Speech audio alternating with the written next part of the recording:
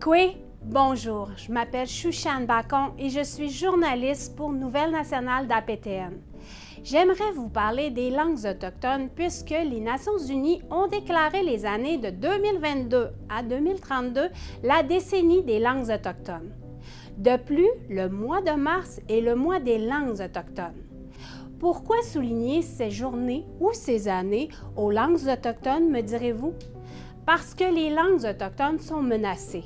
Donc, au Canada, il y a plus de 60 langues autochtones regroupées en 12 familles de langues.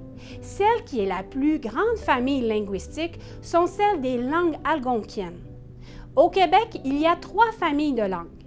Il y a les langues iroquoiennes, parlées par la nation Mohawk et Wendat.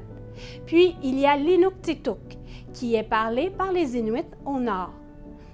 Ensuite, il y a les langues algonquiennes, qui sont parlées par les autres nations, soit les Abénaquis, les Algonquins, les Atikamekw, les Cris, les Inuits, les Malicites et les Naskapis.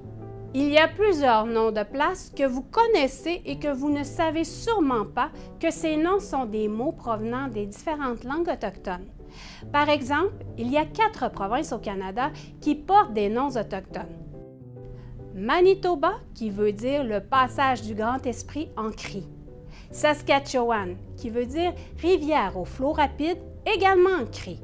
Ontario, qui vient de la langue Wendat qui signifie le beau grand lac. Québec viendrait du mot Quebec, en Innu qui voudrait dire débarquer. Mais lorsqu'on parle de la ville de Québec en Innu, on dit Webishtoguyat, qui signifie là où il y a un rétrécissement. Il y a aussi une ville que vous connaissez également, Chicago, qui viendrait du mot Shagak, signifiant moufette. On peut imaginer l'odeur de cette ville dans ses débuts. Tchinishke maintenant, Nin Chouchane Bacon.